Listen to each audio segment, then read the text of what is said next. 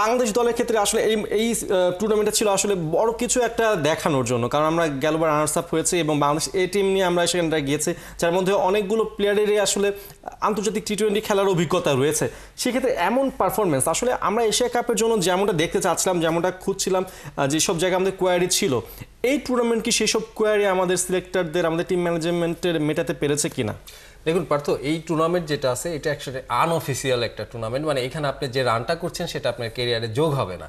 এবং আপনি যদি এই দলগুলা দেখেন, বিগ ব্যাশের একাডেমি দলগুলা এবং পাকিস্তান সায়েন্স শুধুমাত্র নেপালের জাতীয় দলটা খেলছে, মানে আপনি যদি টুর্নামেন্টের মান দেখেন, প্রতিপক্ষের বোলিং দেখেন, ফিল্ডিং মিস দেখেন, ইভেন আম্পায়ারিংয়ের যে মান আমরা দেখছি আর কি, তারপরে ব্রডকাস্ট লাইভ স্ট্রিম যেটা, মানে সব মিলিয়ে কিন্তু এটা একটা চোখের দর্শকদের জন্য, চোখের জন্য বিরক্তিকর একটা ব্যাপার। মানে এমন একটা টুর্নামেন্টে এটা রানার্স আপ হোক কিংবা ফাইনাল হোক, এটা নিয়ে আমার খুব একটা মানে আশা ছিল না, আসলে খুব একটা আশাবাদী আমি ছিলাম না। যেটা আপনি বললেন যে কিছু ছোট ছোট ব্যাপার, যেটা ব্যাটিং মানে ব্যাটারদের, যেটা আমাদের সিলেক্টররা কিংবা আমাদের অনেকে দেখতে চেয়েছে যে এশিয়া কাপের ব্যাকআপ হিসাবে, মানে দলটাকে ঠেক দেওয়ার জন্য যে প্লেয়ার কিছু আমাদের দরকার ছিল, তা আমরা দেখলাম কি তাদের ঠেক দেওয়ার, তাদের নিজেদের এখন ঠেক দেওয়ার মতন অবস্থা। মানে তাদের জন্য একটা ব্যাকআপ টিম লাগবে। তো এই দলটার কাছে আমার প্রত্যাশাটা একদমই ছিল না।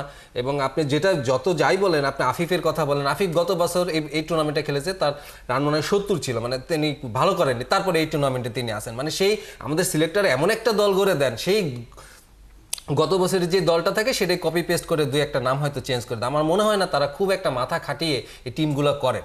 এবং আমার মনে হয়েছে যে এই টুর্নামেন্টটা দেখে, এই মানটা দেখে, এটা কোনোভাবেই আসলে আমাদের সাথে যায় না এই টুর্নামেন্ট।